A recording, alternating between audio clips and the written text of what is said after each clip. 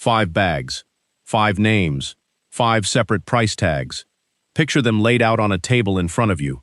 Green pumpkin, watermelon red, smoke silver, June bug, black and blue.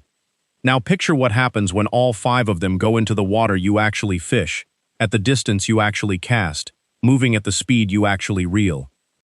In that scene, 3 of them can collapse into effectively the same usable signal, same outline, same brightness, roughly the same amount of information reaching the fish. You may have paid 3 times for one signal, and nothing on that wall was ever going to tell you so, because a wall is built to display names, not to run comparisons. Here is what I want to put in your hands before this is over. A 4-item box that can replace most of the plastic you already own. A 60-second test you can run at the bank or beside the boat with gear that is already in your hand, and a way to change lures that is not guessing. And somewhere in the middle of this, I am going to show you the single most expensive habit in bass fishing. It is not buying the wrong color. It is buying 2 colors that do exactly the same job. Let's start with the bag. Here is the first thing almost nobody says out loud. The name on that bag is describing a recipe. It is not describing an underwater signal. Green pumpkin is not a wavelength. It is a mixing instruction, and 2 manufacturers can follow that instruction in completely different directions. One version comes out soft and translucent, with light passing right through the tail. Another comes out dense and opaque, with enough pigment loaded in that it reads as a solid dark olive shape. A third has so much flake suspended in it that the whole bait glitters every time it bends. Same name, 3 different jobs. I have watched anglers do this for years. They stand in the aisle comparing names, and they walk out with 3 bags that will collapse into one signal the moment they hit stained water. Try this before you buy anything else. Take 2 soft plastics you already own, same named color, different brands or different styles, and hold them up against a window or a light. Do not look at the color, look at what the light does. Does the light come through the body, so you can see the window frame behind the tail? That is a translucent bait. It carries a soft, low-contrast outline. Does the light stop dead at the plastic? That is opaque. That bait carries a hard edge and a solid shape. Now check the thickness. A thin finesse worm and a fat creature bait molded from the exact same plastic will not behave the same, because thickness changes how much light survives the trip through the body. The thin one glows at the edges, the thick one goes solid through the middle. Now check the salt. Heavy salt loading makes plastic cloudier and more opaque. Now check the flake. Not the flake color, the flake density, and how deep it sits in the body. And if the bait is laminated, 2 colors molded together, check where the seam runs. That is 5 separate variables. And the bag gave you 1 word. Here is why that gap is so easy to fall into, and it is a merchandising problem more than anything else. A color name is easy to display. It fits on a header card, it sorts onto a peg, it photographs, it can be trademarked, and it can be relaunched as a seasonal shade. A name is a thing a store can put in front of you. Opacity, background, and controlled testing are none of those things. There is no way to merchandise translucency. There is no packaging for the sentence, "You probably already own this." So the wall grows along the axis that displays well, and stays quiet about the axis that decides what the fish receives. Not because anybody hit it, because one of them fits on a peg, and the other does not. Let's put a frame around that second axis, because it is smaller than you think. Almost every soft plastic in your box is doing one of 3 jobs. Job 1 is subtle imitation, muted, translucent, low contrast. It looks plausible without shouting. Most green pumpkins, watermelons, smokes, and translucent browns live here. Job 2 is a pale, visible target. Pearl, bone, solid white, opaque baitfish patterns. Still imitation, but noticeably brighter and easier to separate from a dark background. Job 3 is a dark silhouette. Black, black and blue, June bug, deep purple. In your hand they look like different colors. In many underwater scenes they are doing the same thing, which is holding a clean dark outline when fine detail is gone. And then there is one more piece, which is not a fourth job. It is a modifier, a chartreuse tail, an orange belly, a stripe of flake, one contrasting laminate layer. A modifier does not change the base job. It changes where the eye lands. 3 jobs and a modifier. That is the entire useful map. Now count the bags in your boat. If you have got 11 and they are covering 2 of those jobs, you did not build a selection, you built a collection. Now the part that most color advice skips entirely, and it is the reason 2 anglers can argue about the same bait forever and both be right. A lure has no color, it has a relationship. Green pumpkin dropped over pale sand is not a natural bait. It is a dark object on a bright floor. That same green pumpkin swimming through hydrilla is genuinely hard to pick out. The plastic did not change. The wall behind it changed. Solid white against dark timber is a bright target you can track from a distance. That same white bait, seen from underneath against a bright afternoon surface, is not bright at all. It is a dark shape against a brighter background, because everything looks dark when the sun is behind it. Black over dark muck can disappear. Black against a light bottom or against surface light can be the cleanest edge in the whole scene. So natural does not mean subtle. Pale does not mean visible. Dark does not automatically mean easy to see. Every one of those words only means something once you name the background. And here is the piece I have never heard anybody say on the water. The background changes during the cast. Think about a real retrieve. You throw out to open water. The bait swims over a clean bottom. It crosses a weed edge. It comes up onto a sand flat. Then it swings past a laydown next to the bank. That single cast just crossed 4 different backgrounds. So stop asking which color is right for this lake. Ask which background the strike is actually happening against. So find the zone. On your water, over several trips, work out where the bites are actually coming from. Is it as the bait climbs onto the shallow lip? Is it at the shade line under the dock? Is it out over open bottom? Whichever zone is producing, that is the background you should be choosing your signal for, and the rest of the cast is just getting the bait there. That one adjustment costs nothing, and it will change what you tie on more than any new bag will. One more thing about backgrounds, and this one is about your eyes, not the fish. Glare lies to you. Every time you lean over the gunnel in bright sun and decide the water looks clear, you are reading a mirror, not the water column. The state agency crews who measure water clarity for a living deal with this constantly. In the field procedures used by volunteer lake monitoring programs, technicians are told to take the reading on the shady side of the boat, because shade cuts surface glare and can noticeably deepen how far down you can actually see. Same water, same instrument, different answer, purely because of where the observer is standing. So when you check a bait against the water, do it in your own shadow, or in the boat's shadow, with polarized lenses on. If you judge a lure in glare, you are judging the surface. Now let's talk about the thing that quietly cancels half of what is printed on the package: movement. A soft plastic sitting flat in your palm is a static object. A soft plastic on a retrieve is a shape that keeps rewriting itself. Take a laminate, dark back and pale belly. That design assumes the bait tracks upright. A paddle tail with a wide, stable kick usually does. It holds the dark back up and the pale belly down, and it delivers roughly the pattern the package promised.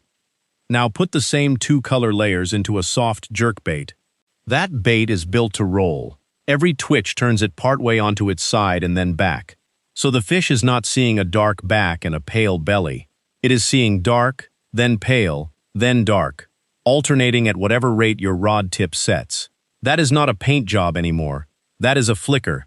And the flicker rate is coming from your hand, not from the bag.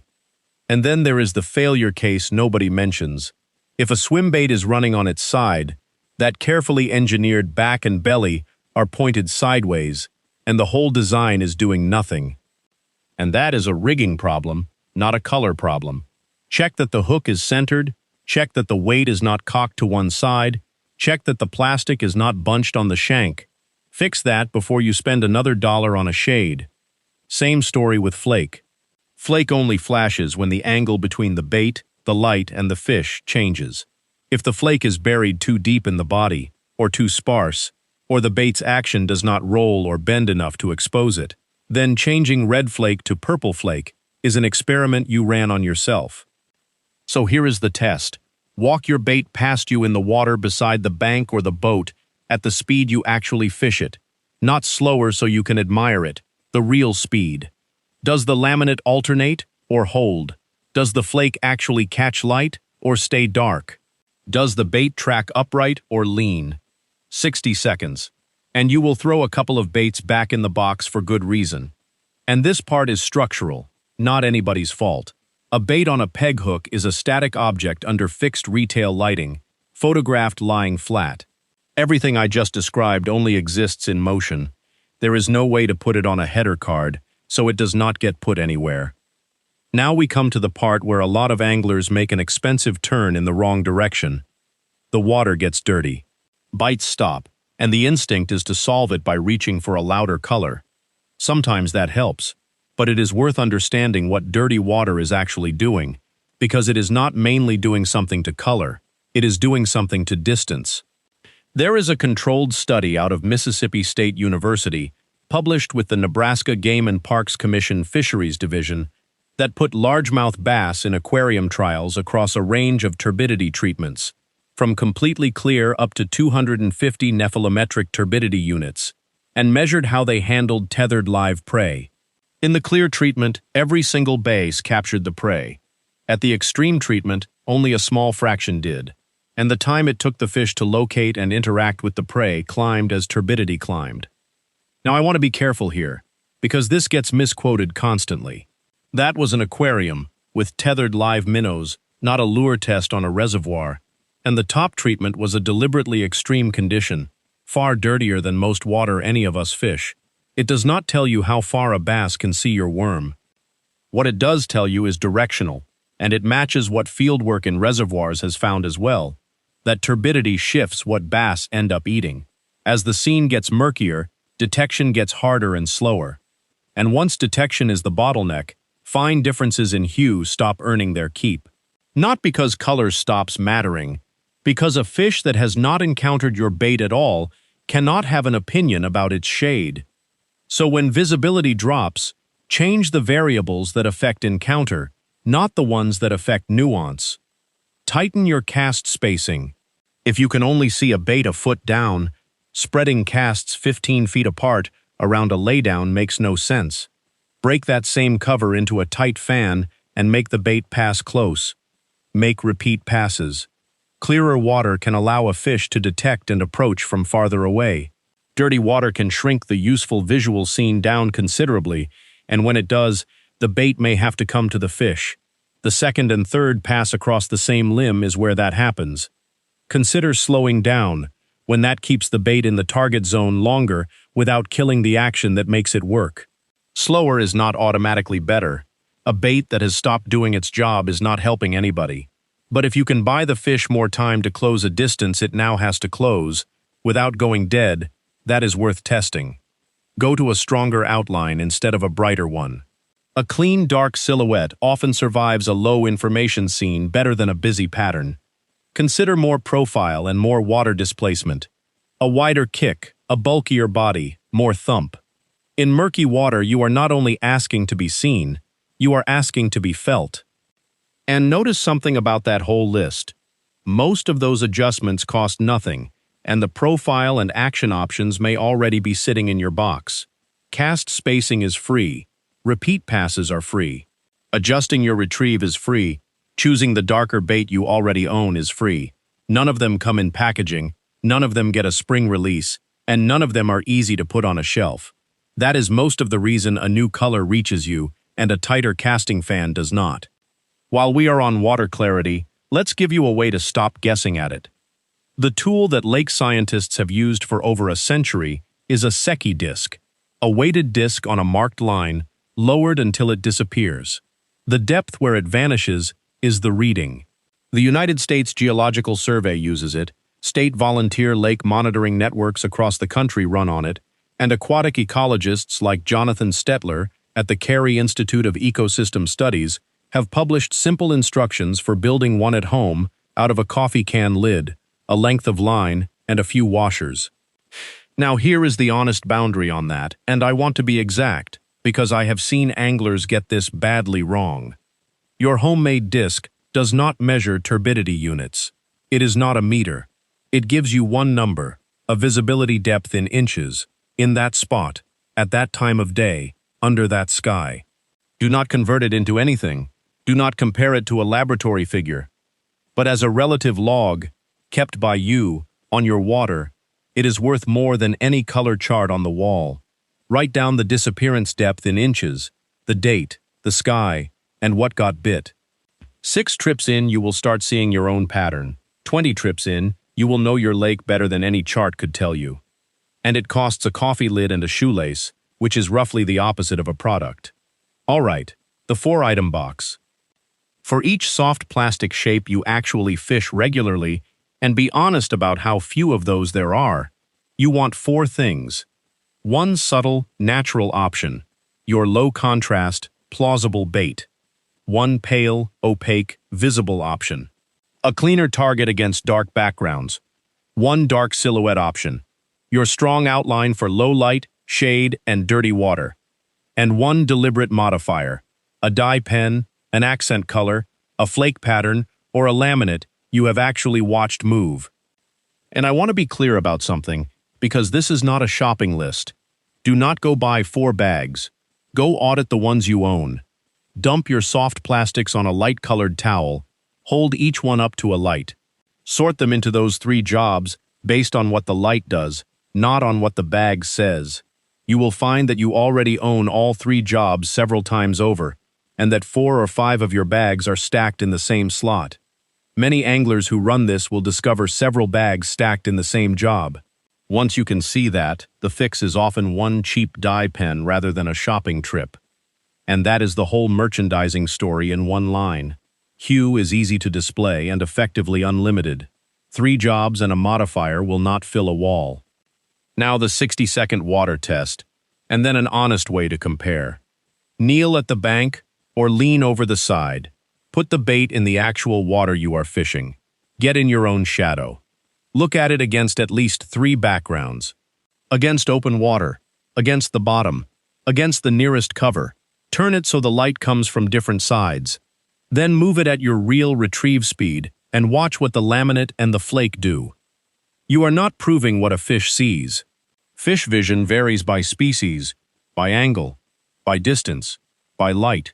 You are answering one narrow question, which is whether these 2 baits are actually 2 different signals in this scene, or 1 signal in 2 bags.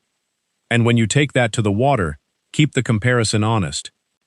Same bait model, same size, same rig, same weight, same retrieve. Change 1 visual variable, and only 1. Give both options equivalent opportunities, not the best cast for one and a throw into open water for the other. Run it across several comparable chances, not 1. Never treat a single fish as proof. 1 bite happens for reasons your test did not control. Log what you see. Follows, short strikes, hooked fish, and the conditions. Follows and refusals are information, but a follow does not prove that color caused the refusal. It proves the bait was detected. That is a reason to test 1 controlled change, not a verdict. And if you get nothing at all, you did not learn that both colors are bad. You learned that the comparison produced no color evidence, which usually means the problem was somewhere else entirely. Here is the rule that saves the most money. If 2 baits look the same in that scene, they are not 2 experiments. Testing them against each other is opening a second bag and calling it research. Let me leave you with the decision tree. 5 lines. Memorize these and you can throw the color chart away. Clear water, and fish are coming to look but not committing? Test softer, more translucent, less flake, less contrast. Need a cleaner target against a dark background? Go pale and opaque. Low light, deep shade, an upward viewing angle, or dirty water where outline is what survives. Test the dark silhouette. Base job is right, but you want an aiming point or a flash. Add 1 localized modifier. 1, not a new bait. And no evidence the fish are even encountering the bait? Then fix presentation, proximity, profile and action first. That is not a color problem, and no shade on the wall will solve it. Now I want to hand this back to you, because I know some of you are going to disagree with one thing I said. I think long casts are the most overrated habit in dirty water. I think most anglers, when visibility collapses, cover more water instead of covering less water better, and I think they lose fish because of it. Tell me if I am wrong, and while you are at it, give me two numbers. How many inches down does a white lid disappear on your home water, and what is the one bait you keep tying on regardless of what the chart says? I read those. That is where the actual knowledge in this sport lives, and none of it comes off a peg hook. Two last things, and they matter. Fishing rules are not universal. Seasons, size limits, bait restrictions, and gear rules change by state, by county, and sometimes lake to lake. Check your state and local regulations before you fish, every time. And the most useful thing in this entire video is probably the cheapest one. You very likely do not need to buy anything at all before your next trip. Go dump your plastics on a towel. Hold them to the light. Count the jobs, not the names. I think you already own what you have been shopping for.